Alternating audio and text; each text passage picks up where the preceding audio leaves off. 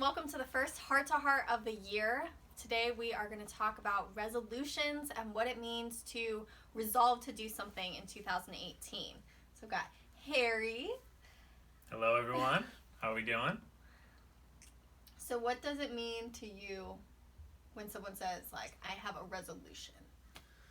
Well, I think that the common understanding of a resolution is, hey, I have this goal that I want to achieve, and what better time than after the holidays where I've been able to kind of let loose a little bit, maybe eat too much sugar, candy, whatever it is, and then I kind of want to get back into shape or get back into health.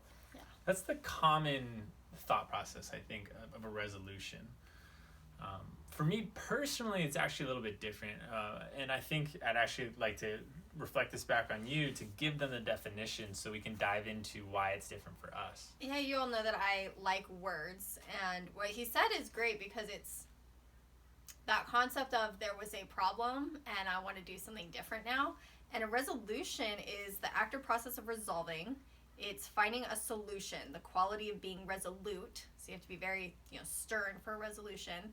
And to resolve is to break up into constituent parts, to analyze, to distinguish between or make visible adjacent parts, and to find an answer. None of those sound particularly inspiring to me. They're very much, we're going to be very, very decided about solving this problem. And for us, even just like with each other, I want to be inspired. I don't want my whole year to be about solving a problem. And I think that also highlights why so many people fall off resolutions, because they don't see it as that. It's very much this, I want to look good for summer, so I'm going to get shredded, I'm going to get a six-pack, or I'm going to attempt to. And a lot of people fall off because their why behind what they're doing isn't to resolve something. Because most people don't realize that, hey, when I have extra weight on or I do this or that, it's not just societal, it's not just what you put in your mouth. What emotional blockage is in there? What deep entrenched emotion is not letting loose? Yeah, what are you physically holding on to? We find a lot of the people that I work with when we do energy healing stuff, it's a protective shield a lot of times for people to have that physical weight barrier. And then as they let go of other things in their life, that weight just starts falling off, whether it's they've cleaned out their house. What does the 20 pounds on your body and the 20 boxes of stuff in your attic have in common? And I think that that's very true for people. Just what are they willing to address on another layer? Absolutely. And the diet industry is so much just, hey, lose 30 pounds in 30 days by cutting out sugars or by cutting out this or that. When in reality, dieting, like we just said, is so much larger. That's why we're so big into holistic health. Nutrition is a piece of the puzzle, an extremely important one, but only a piece. There's also the emotionals. There's also the spiritual. There's so many different things that if you only approach one, you could do well, or you could really not nip what that resolve might fall short. What are some other ways that you feel like that resolute decision doesn't hold up? When your why isn't strong enough. So what's your purpose behind what you're doing? Something that's the first thing that we do in my meditation program. Why are you doing this in the first place? And don't just say, oh, because I want my business to be better. Yeah, that's great. And honestly, we pull a lot of people doing that. But so I want a six-pack. Right, I want a six-pack, I want to look better. That's great, and that's awesome. And you know what? There is a level of truth to that that's also very valuable. So I'm glad that people are on that level. But dive deeper. Why do you want a six-pack? It's a good reason, but it's not necessarily your purpose. Yeah, it's not the fire driving it. It's just kind of the face of it. And so to dive into that, why do I want a six-pack? Well, I want to look good. Why do you want to look good? Who are you trying to look good for? Is a good question. Well, I'm single, so I kind of want the ladies to make me feel good about when they look at me and kind of give me that type stuff. Okay, why don't you feel that way in the first place? Why do you need to be accepted through the way that you look in order to feel that acceptance of yourself? And a lot of it comes down to self-acceptance, self-love, not feeling abandoned when we were younger, feeling never enough because so-and-so never gave you the full amount of acceptance of yourself. We go deep. And most people are like, whoa, I'm drowning here. Give me a flotation device. But that's what your program, A Layer Deeper, is all about. Is hey, we have to go deeper if we are going to truly resolve this, because it's a resolve. It's not just this, I'm going to change my life for 3 months. It's a solution. It's changing my life. Yeah, and I think that that's a big difference for people. Like, what is the difference between this short-term resolution and I really do want to resolve this thing that shows up in my life in different ways, whether it's with weight or with work. One of the phrases we've heard so much over 2017 is how you do one thing is how you do everything. So where can we identify that you have something going on, whether it's, you know, my blood work is really bad, or every relationship goes the same way. What is the common denominator, and can we resolve that so that it doesn't keep showing up in all these different ways? I think something else you said about feeling abandoned is really important. When people set out these new resolutions, whether it's to resolve a problem or they're inspired to do something completely new, so I would encourage, you know, New Year's inspirations as well, they do it for so long, and then they don't have the people around them, they don't have, everyone's not on that resolution high, or they get around people who are like, come on, now it's, you know, it's Valentine's Day, just like share this cookie with me, and that community starts to get its hooks in, and people fall back off so much. Right. And that's one of the biggest things we do see is that people say, so we have a plant-based nutrition program, and people are like, oh, you know, not eating dairy and cheese is a huge one. I can't stop eating my cheese. But what they find very quickly that it's actually not the case, that it's not that hard not to do that. It's who do I surround myself with? Who's needling me every day? Like, you can eat meat, you can eat meat. I had a buddy in college for 2 years straight. All he did every day, we'd meet at the gym at 6 a.m. and he would say, what are you going to eat meat today? You want to go have a beer? You want to do this? You want to do that? Knowing that, like, I was very much on this path. And it was funny because at first I laughed at it. At second, I got kind of miffed with it. But then third, I realized how much stronger I got as a result of it. But if we don't have that mindset, it's so much easier to be like, yeah, I'll have that cookie. And it's not just that cookie. I mean, if you cheat with one little thing, that's totally cool.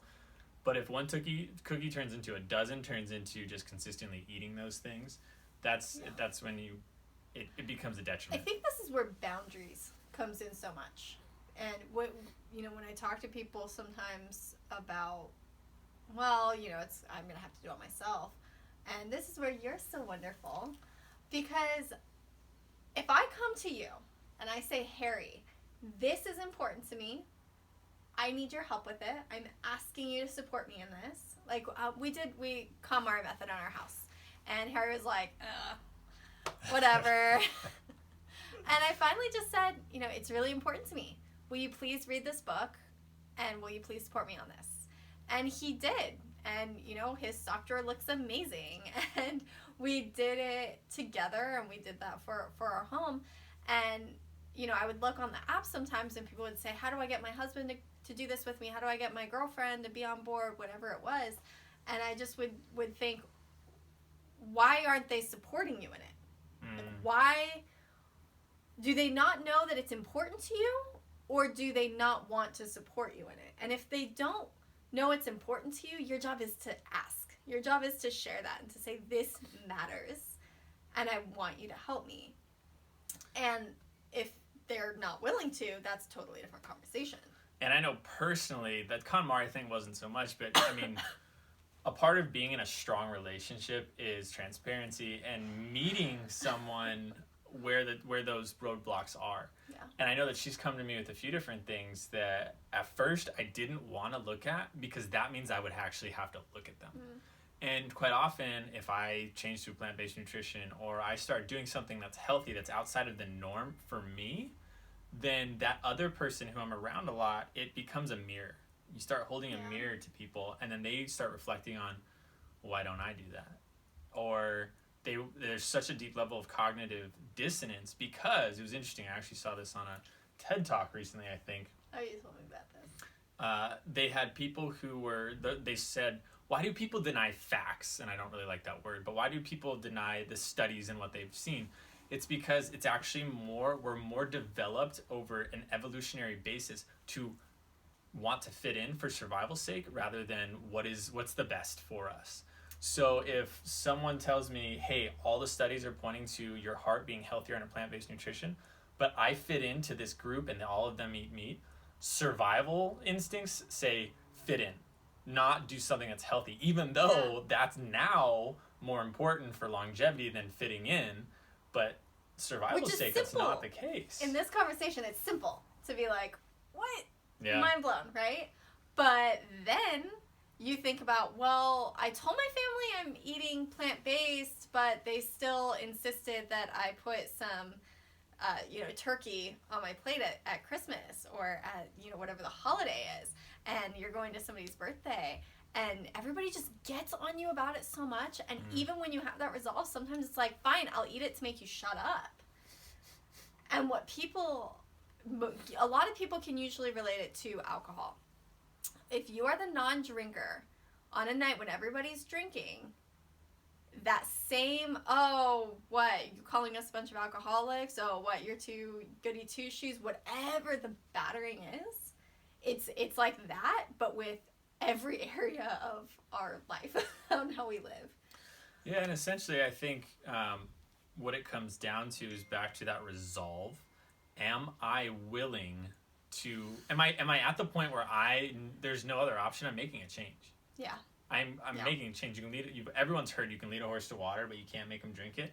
It's the truth. We've had so many people come to us and say, hey, I heard you're a nutrition coach, or hey, I heard you do meditation. Talk to me about it. And I honestly am at the point now where I say, okay, go watch this documentary or go do this. Show me that you're serious about it before I'm going to give you my time to give you valuable information, because so many people aren't serious about it. So many people aren't ready for change, because change means resolve. Yeah, they're not ready, because change can be difficult. It can be difficult when you realize, okay, this is really important to me, and you go to the people in your life and you say, this matters. This is like life and death. We had a client who got her blood work done, and it was, I either have to go on medication for the rest of my life or change how I'm going to eat. Went to, her peers and her family and said, this is really important, and she realized she didn't get the support.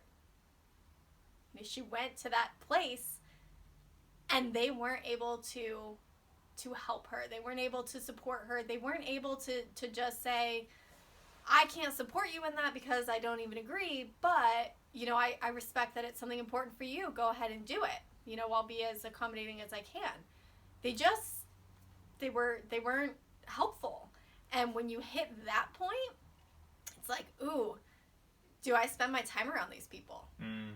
Do I need to change my friends if every time we hang out, we're going out to the bar to have a glass of wine and a brownie and talk about our day because we had a long day at work, and I'm trying to shift my lifestyle? We see this with complaining and people who are just negative and bringing you down. And it gets really hard to be that resolute about who you are and what your values are when the people around you are different. And all of our programs, the hardest thing for people is the culture. It's who they're around. They're like, if it's just me going about my day, I can do this perfectly all day long. But I get around certain people and it's challenging. So to cap this all off, what would 1 to 2 actionable steps we could leave people with be? Find out if this is a resolution or an inspiration. Are you lighting a fire to do something that's completely new? Or are you resolving to find a solution to something that hasn't been serving you? And that starts with why. What is your purpose for it? Really, really diving into that. And I think a second one would be find your support system. And if you realize that boundary comes up and it's not the people who are in your life right now, where can you find them? Can you find them in a group nutrition program? Can you find them on a meetup? Can you go to a different gym, whatever it is, or a meditation circle, or what are the resolutions we will have? A different business group, a different networking, something. There are people out there with similar goals to you. And no matter how individual each person's journey is, like she said, meetupsgroup.com has thousands of groups that you can type in. Vegan spirituality. And guess what? There's probably a group fairly close, or at least something that they're doing. We actually have a couple meetup groups. So there's ways of surrounding yourself with people that you want to be around. And that's something that I think is just mind altering for some people to think about, like, I don't have to be around people I don't want to be around.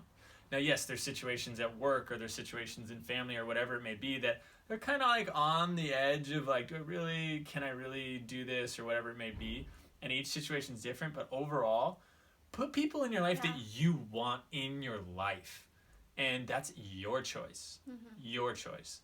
So I love those. Find your purpose behind what you're doing. Really get crystal clear on it and surround yourself with the right people as these resolutions or inspirations come up. And that's really where you're going to find the success and where we found success and how you're going to maintain it. Right. And we've set tons of goals where we haven't reached them. And then 6 months down the line, we're like, okay, time to reflect. I set this goal because so-and-so had a similar goal. I didn't really care. And so it's as we've gone through life and we're learning more and more. To set a goal. Setting a goal to set a goal. There you go. Oh, I'm supposed to have 6 goals in each category. And so you're just like, I want to be 8% body fat. In reality, you don't care about being 8% body fat. You're just like, you saw so-and-so or you just threw something down. But I set less goals now. I'm a goal setter. I set goals in every category of my life. I set less goals now, but the ones that I set, I have meditated on. I have put a ton of thought into. I have made sure, is this something that in my vision for my future, is it a part of it? And if it's not, why am I writing it down? We've talked about it. You've asked me questions like, what do you think of this? Where do you think a block is for me on this? How can I be supportive of him in those goals and vice versa? So we really bring in, I feel like, that support of what does this look like? What does carrying out this goal look like? And what does achieving this goal mean? One of Harry's goals is to public speak, which means him being gone a little bit more. He'll be traveling a little more. Am I okay with that? What does it look like for me to go with him or stay home? Like, those are goals that affect me too. So in making your resolutions, also just thinking about who are the supporting players and who's affected by this, and how can we all kind of intermesh. If we want them there, how do we do it as a cohesive unit? If we don't want them there, how do we step away? How do we step away from that? Yeah, all those different consequences. Maybe you want to do better at work, but that means you're going to stay home later and you have kids. Like, just thinking through what is it, because those are the things that are going to derail that goal. Yeah. I love it. I hope you guys got a lot out of this information. This is heart to heart. This is Melanie's idea. It's super cool. It's just, hey, what's a real conversation we can have and bring people into it? Yeah. And we would love to hear what you have to say about it. There's going to be a lot of Facebook Lives on this, so if you want to hop on and ask us questions, we'll have to figure out how to interact with you during. We're going to have this on YouTube where you can just pop on and respond to it. Hey, did you like it? What topics of conversation would you like us to have? We'll try to keep these between 10 and 20 minutes. If you like them longer, let us know. If you like them shorter, let us know. But we have such deep and real conversations all the time. And more than a dozen times, our friends or family that wind up being in on it here and there, like, you guys have to share these conversations. And since it is that time of year, we figured we'd start with this one. We're just kicking it off, and Christy Kendall and I are going to be doing very regular heart-to-hearts where we're going to be doing live theta healing, and people often see our conversations. Actually, they hear about the conversations we had, and they go, why wasn't I in on that? I wanted to talk about that. And we go, this would have been really valuable, because when you get to a certain level of working on your stuff, it's just what you do. And when Christy and I get on the phone, it's, hey, how's your day going? Oh, it's good. I've got a little bit of a headache. Oh, what are you not acknowledging? What kind of resentment is there? What's something? And we do that live healing just as we talk to each other as friends. So we're going to bring everyone into that conversation and into the real life heart-to-hearts that we have every day. So join us and let us know what you think, and have an amazing 2018.